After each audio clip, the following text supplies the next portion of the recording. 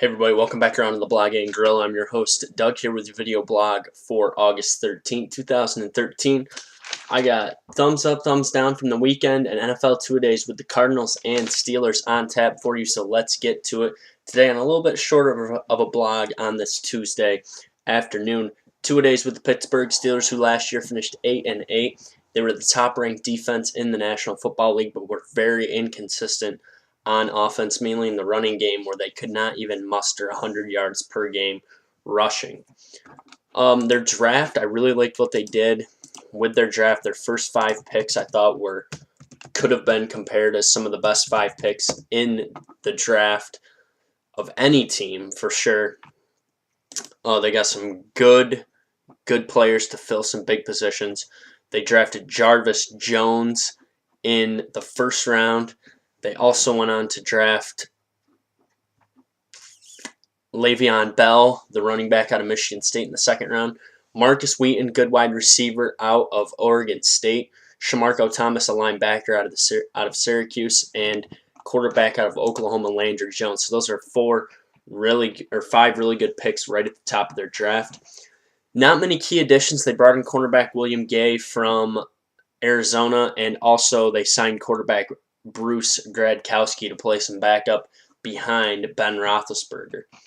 Lost quite a few players. Mike Wallace went to the Miami Dolphins in free agency. They also lost James Harrison to the Bengals in free agency. And big-time wide receiver just went down the past couple of days, Plexico Burress. He is out with a torn rotator cuff, likely for the entire season. I think the big question for this team has to be, can they get back to running the ball more effectively?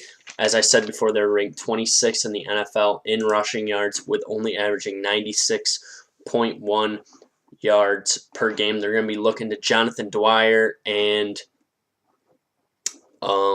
Isaac Redmond. So those are the 2 guys that are going to have to run the ball for them effectively. I think they'll play better in a tough division, and I got them coming in this year at 10-6 and possibly grabbing a wild card. All right, time for thumbs up, thumbs down from the weekend. My thumbs up is going to, of course, Jason Dufner winning the PGA Championship at Oak Hill in Rochester, shooting a -10 for the tournament and winning over Jim Furyk. His big day was Friday when he shot a 63. And my thumbs down has to be to the Yankees closer Mariano Rivera, who's blown his last 3 saves. He was rested last night, didn't get the opportunity to save a game last night that the Yankees did win. But I'm really not worried. I think Mariano will work through this, and he'll go on to finish off a great season, hopefully, and maybe help this team get into the playoffs.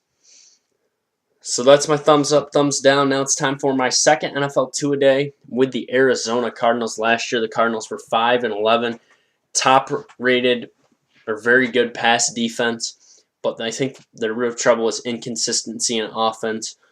They had 4 different starting quarterbacks, and they were last in the league in rushing with only 6 rushing touchdowns. With their draft, I'm going to give them a B. They have a lot of good line and skill and a lot of skilled defensive players. They went out and got Tyron Mathieu, Kevin Minter, just a lot of solid players. I also like the pickup of the good running back Stephon Taylor out of Stanford. I think they got him in the 5th round, so that's a good spot to draft him as well. Key additions for this team, Coach Bruce Arians, former assistant in Indianapolis. They also bring in veteran quarterback Carson Palmer from Oakland, good cornerback in Javier Arenas, and running back Richard Mendenhall, who could maybe bring this team's running game back to the forefront. A lot of key departures for this team. Oh, they also brought in John Abraham as a linebacker. And the key departures, they lose safety Adrian Wilson. They get rid of wide receiver Early Doucette. Beanie Wells, the running back's out of there, and Kevin Cobb gets released as well. I think the big question for this team is, can the Honey Badger Tyron Mathieu be a stud NFL player like he was in college? We saw him play very well in the first preseason game, and I think he has a good shot to really be an effective player, not just in the pass game, but also in the punt game. We know Patrick Peterson does return punts for them and kickoffs, but we could see Tyron Mathieu get in there too and give him a little 2-headed monster back there. Overall, I think this team will improve from 5-11. In a tough division, I see them coming out this year at 8-8. So We'll see if they can continue to improve, and we'll see how Carson Palmer and Larry Fitzgerald work together.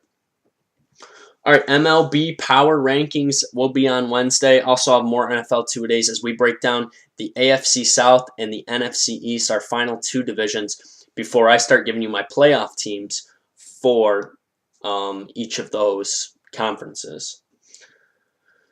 Always remember to follow me on Twitter, YankeeBaller415. Check me out on jbsmooth84.com.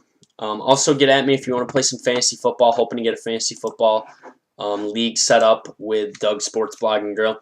Let me know what you think, and I will get it going. Always remember, though, comment, question, subscribe to my page.